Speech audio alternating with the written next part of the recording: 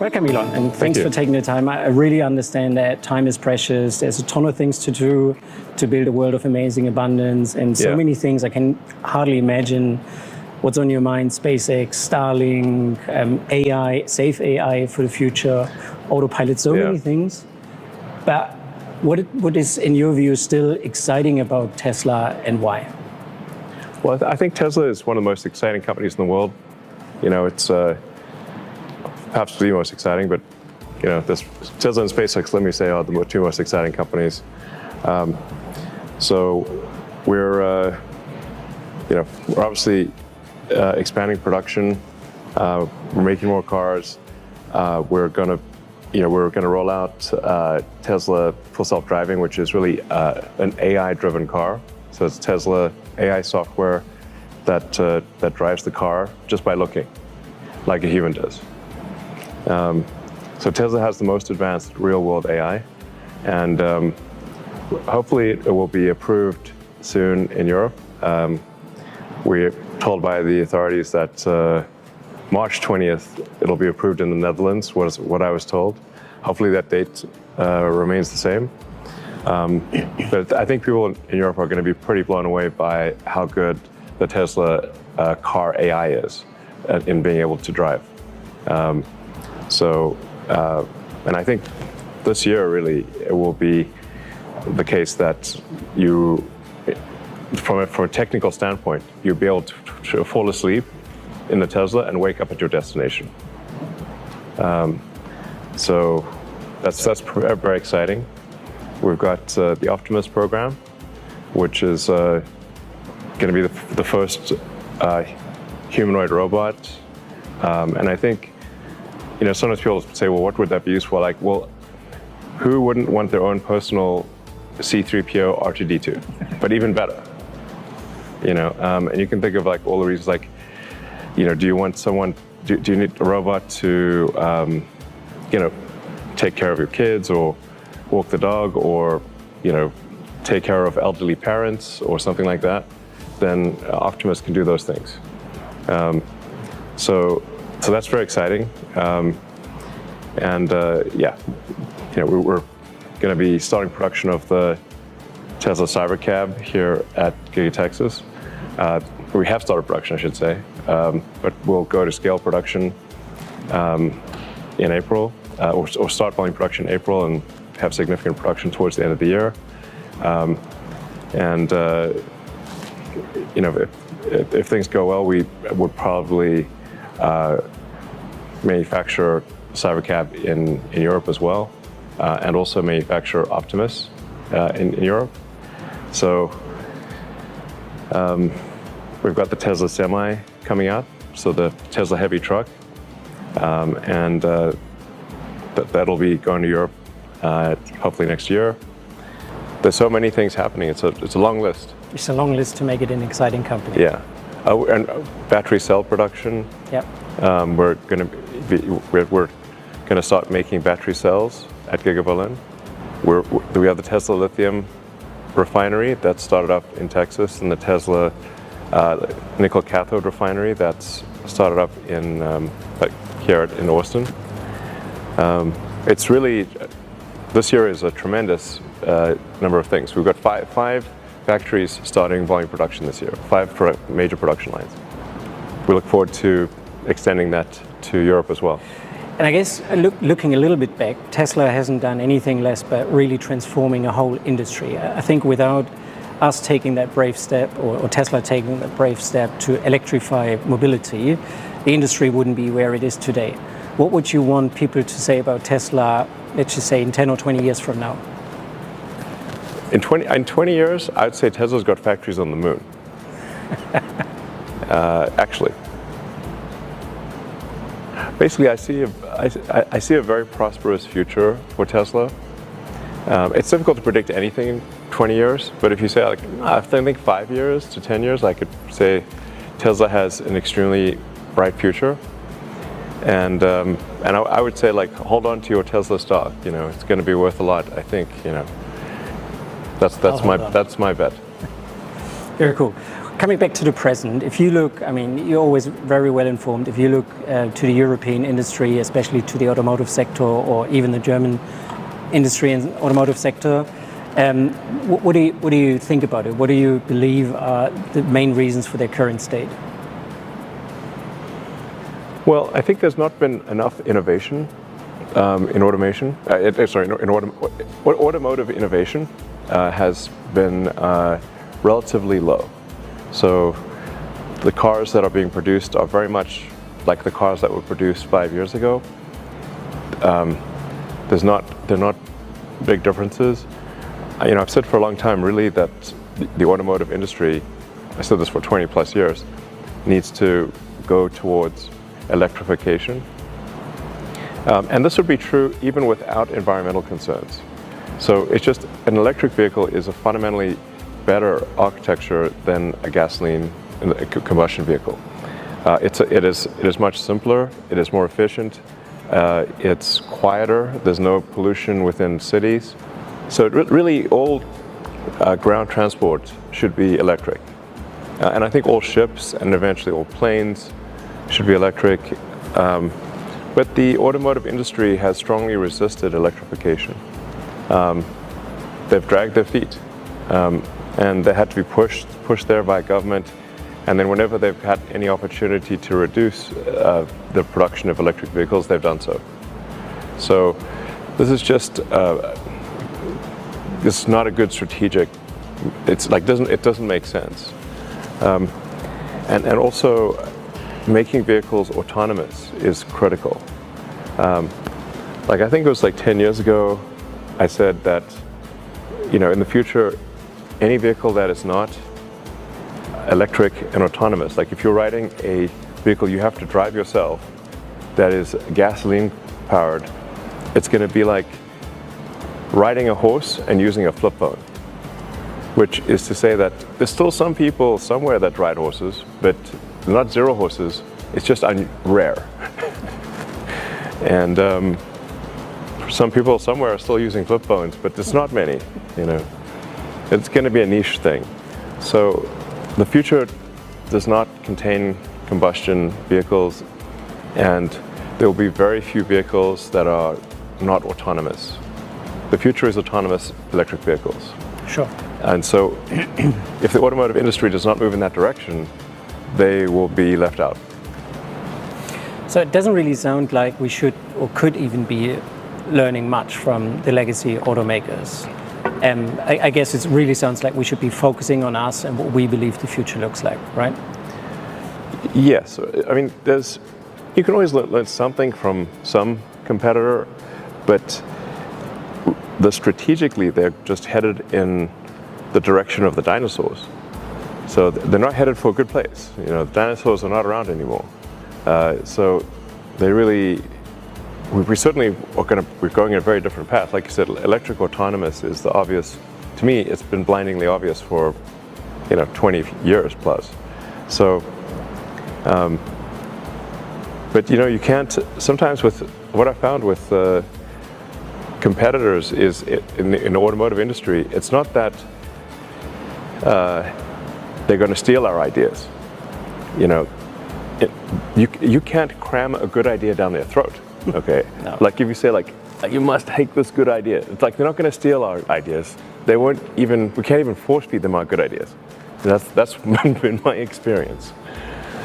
So we need to do what's logical, what's sensible, and at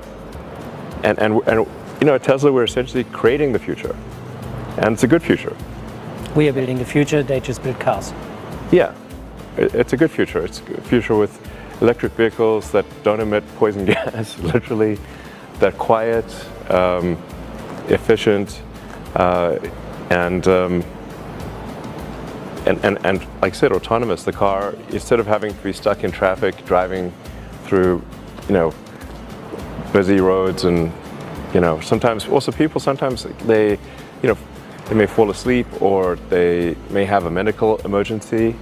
And then if you're driving yourself and you're on the Autobahn going super fast and you have a seizure or heart attack or something, then you could die. But if the car's autonomous, it can take you to a hospital. In fact, this has actually happened many times with Tesla cars. Right. Really cool. So if we look at Giga Berlin specifically, but 6 years ago nearly, we broke ground. 4 years ago, we started production. I have a ton of memories. I know you have memories about it as well. What are like the greatest memories? What do you tell people when they ask you about Giga Berlin and the people of Giga Berlin? Well, I mean, first of all, I'd like to say thank you very much to everyone that's helped build Giga Berlin.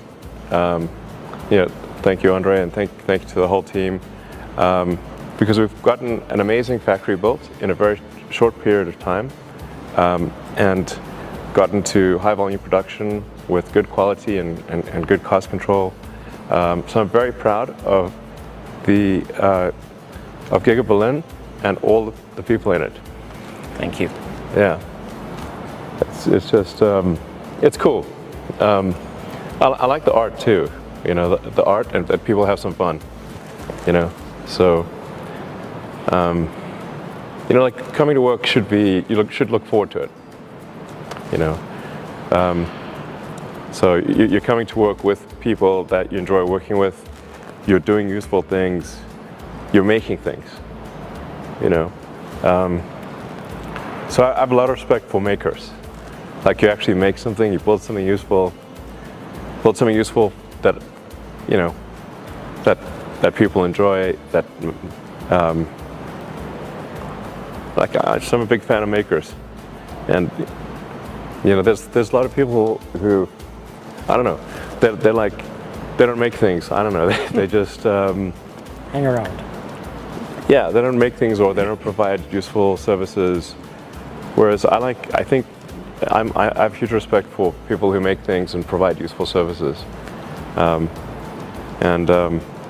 There's an honest day's work, so. Thank you. Yeah. I mean, I don't know if you do have, but if you have a vision for Giga Berlin, what would it be, and what do you think would have to happen for it to become true? Yeah, I think ideally we would significantly expand production at Giga Berlin. So we'd also do high volume production of battery cells, probably also the cathode, the anode, lithium. So there's become vertically integrated, and produce things like the Cybercab or Optimus and other products that Tesla will develop. So I think the exciting vision for the future of Giga Berlin is massively expanding it to do many more projects. Very cool. Do you have any advice for the team at Giga Berlin to basically, work towards that vision? Well, things certainly get harder if there are sort of outside organizations that are pushing Tesla in the wrong direction. If there are outside organizations that are pushing Tesla in the wrong direction in Giga Berlin, it's difficult to say that then we would expand if we have to, outside organization that's making things very difficult. I mean, this is just the truth, yeah. It is the truth. I mean, we're not going to shut down the factory, but we're not going to expand it either, realistically. So as I said, I have a bunch of questions. So I just turn my tablet around, and then feel free to comment on them. Sure. Hi, Elon. Which is your favorite factory? Maybe Giga 4? Well, a favorite factory is like saying what's your favorite child. It's not a fair question, I know. But it's a question. The thing is that I love factories, honestly. it's I think a lot of people these days, don't love factories, or they haven't even been to a factory, But whereas I've walked the line in every factory, and I'm a big fan of factories. I love factories. This is a great place to be. Yeah, it's like you make things that have good utility. People love the product. Building a product people love that's great. Makes you proud. Totally. Yeah. So, Giga Berlin is an awesome factory. Yeah. So the vibe in there is cool. Like you walk around, you know, it's very clean. It's like it's quite beautiful inside and outside, and it's like people seem quite happy, and we're making cars and soon battery cells.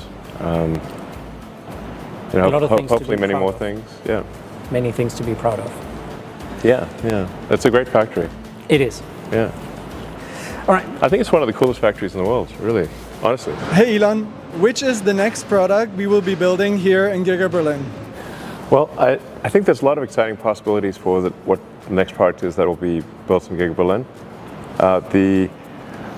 We've started now scaling up production of the battery cell, and we're going to be expanding production of the Model Y, especially as we get approval for supervised full self-driving. Then from the next major product standpoint, I think most likely is the Tesla Cybercab. But then there's also possibilities of Tesla Optimus and the Tesla semi-heavy truck. So like Tesla has a lot of products coming out, so there's a lot of potential. I think if things are looking good, I think we would expand Giga Berlin to whatever the most that we could, you know. Yeah. Gigantic manufacturing site. Yeah. We have a lot of space.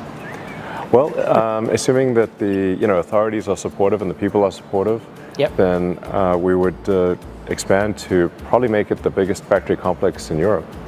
Very cool. That's a cool future. Yeah. All right, then we have Akhil. He's got a interesting question. Hi Elon. So when do you realistically think we can have Optimus in the Gigafactories so you don't have to worry about ergonomics and stuff? Well, we have to be a little careful about that one. I don't want people to worry about their job, you know. No. So, I mean, the honest answer for AI and robotics is long-term, working will be optional.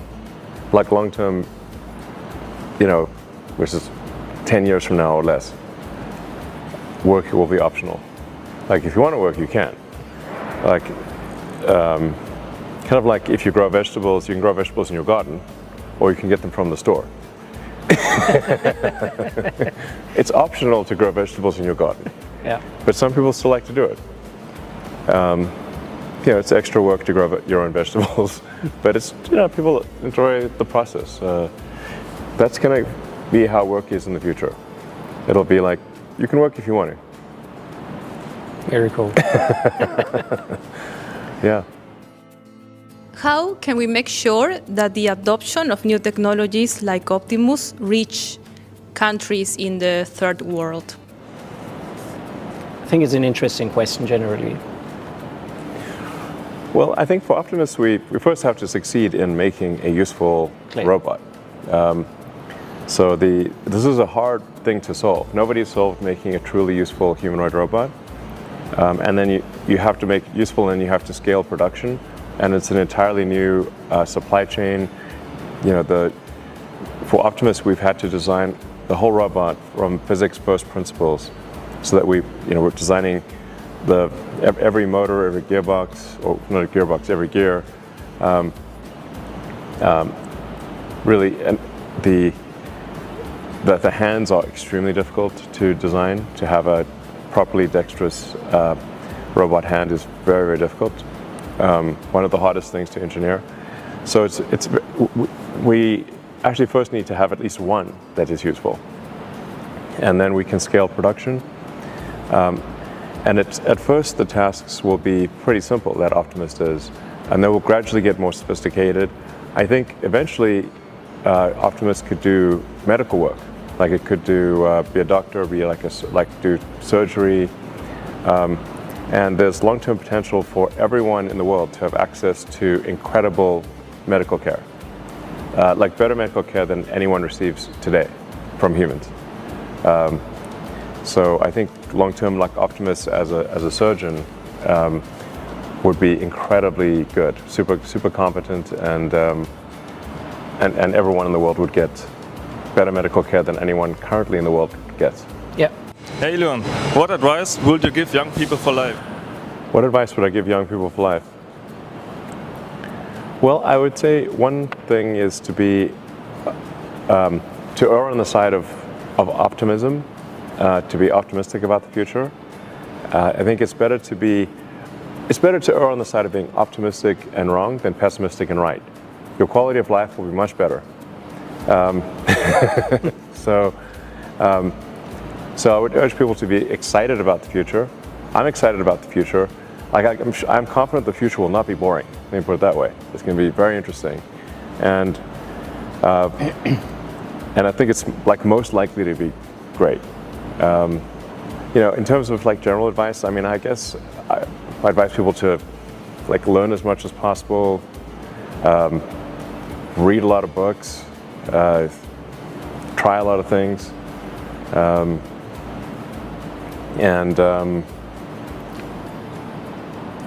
I guess I guess enjoy life. Just enjoy life, but like working is also part of enjoying life. Totally. So Find a job that you can actually enjoy. yeah, I think if people derive satisfaction from building things, then like Tesla's an awesome place to be because we build things.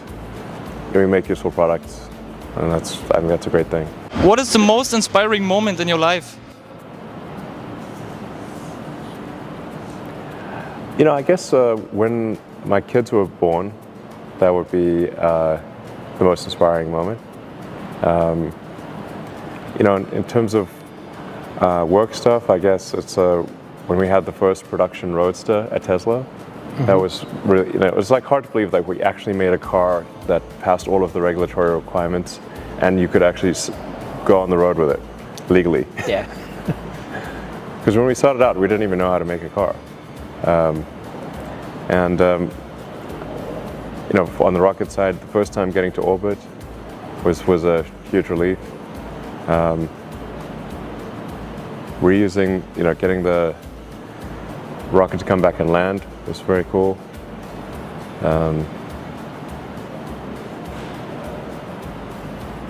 The self-driving stuff, I think, is pretty amazing. That is amazing. Yeah. I think the first time somebody experiences self-driving, where they're just sitting there and the car takes them all the way from their home to their work and parks. Yeah. It's mind-blowing. It is. I'm using it when I'm in the US all the time. Yeah. It is a lot better than people can actually imagine, I think. It's like magic. It is. Yeah. Well, cool. Then I thank you so much for your time. You're really welcome. good having you here. And yeah, hopefully we see you soon in Berlin again and show you around what we have done since you visited us last time. Yeah, and once again to the people of Giga Berlin, Dankeschön für Ihre harte Arbeit. Dankeschön. Thank you, Elon. Thanks for your All time. Cool. That was fun.